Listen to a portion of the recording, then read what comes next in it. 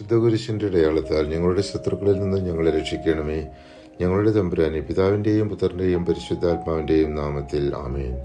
യേശയ്യാ 45 ദൈവത്തിന്റെ പരമാധികാരവും വിഗ്രഹങ്ങളുടെ വ്യർത്ഥതയും ഇസ്രായേലിന്റെ രക്ഷയും വ്യക്തമാക്കുന്നു.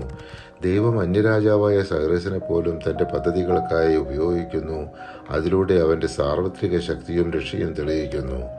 ഞാൻ നിനക്ക് മുമ്പേ പോയി മലകൾ നിരപ്പാക്കുകയും പിച്ചളവാതിലുകൾ തകർക്കുകയും ഇരുമ്പ് ഓടാമ്പലുകൾ ഒടിക്കുകയും ചെയ്യും. നിന്നെ പേര് ചൊല്ലി വിളിക്കുന്ന ഇസ്രായേലിന്റെ കർത്താവായ ദൈവം ഞാനാണെന്ന് നീ അറിയേണ്ടതിന് അന്ധകാരത്തിലെ നിധികളും രഹസ്യ ധനശേഖരവും ഞാൻ നിനക്ക് തരും. യേശയ്യാ 45 2-3 തിരുവചനങ്ങൾ. ഞാൻ ശപഥം ചെയ്തിരിക്കുന്നു, ഒരിക്കലും തിരച്ചെടുക്കാനാവാത്ത നീതിയുടെ വാക്ക് എന്നിൽ നിന്ന് പുറപ്പെട്ടിരിക്കുന്നു. എല്ലാവരും എൻ്റെ മുമ്പിൽ മുട്ടുമടക്കും, എല്ലാ നാവും ശപഥം ചെയ്യും. നീതിയും ബലവും കർത്താവിൻ്റെ മാത്രമെന്ന് എന്നെക്കുറിച്ച് മനുഷ്യർ പറയും. അവിടുത്തെ എതിർക്കുന്നവരെല്ലാം അവിടുത്തെ മുമ്പിൽ ലജ്ജിതരാകും. യേശയ്യാ 45 23-24 തിരുവചനങ്ങൾ. യേശയ്യാ 46 വിഗ്രഹങ്ങളുടെ വ്യർത്ഥതയും ദൈവത്തിന്റെ കരുതലും തമ്മിലുള്ള വ്യത്യാസം വ്യക്തമാക്കുന്നു. വിഗ്രഹങ്ങൾ ഭാരമായി മാറുമ്പോൾ യഹോവ തന്റെ ജനത്തെ ജീവിതകാലം മുഴുവൻ കരുതുകയും രക്ഷിക്കുകയും ചെയ്യുന്നു. ഗർഭത്തിലും ജനിച്ചതിന് ശേഷവും ഞാൻ വഹിച്ച യാക്കോബ് ഭവനമേ, ഇസ്രായേൽ ഭവനത്തിൽ അവശേഷിക്കുന്നവരെ എൻ്റെ വാക്ക് കേൾക്കുവിൻ.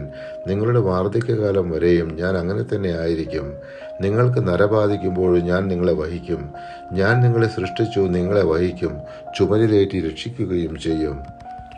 യേശയ്യാ 47 ബാബിലോണിന്റെ അഹങ്കാരവും വിഗ്രഹാരാധനയും കാരണം ദൈവം വിധി പ്രഖ്യാപിക്കുന്നതിനെ കുറിച്ചാണ്. ഒരിക്കൽ ശക്തിയും മഹത്വവും നിറഞ്ഞിരുന്ന ബാബിലോൺ ദൈവത്തിന്റെ നീതിയാൽ താഴ്ത്തപ്പെടുന്നു.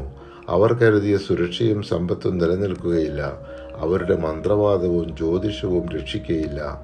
ദൈവം മാത്രമാണ് യഥാർത്ഥ രക്ഷകൻ എന്ന സന്ദേശം ഇവിടെ ശക്തമായി ഉയർത്തപ്പെടുന്നു. പരിശുദ്ധാത്മാവേ, തിരുവചനത്തിന്റെ അനന്തശക്തിയാൽ ആത്മാവിന്റെ ബലങ്ങളും ദാനങ്ങളും നൽകി തീഷ്ണതയാൽ ഞങ്ങളെ ജ്വലിപ്പിക്കണമേ. ആമേൻ.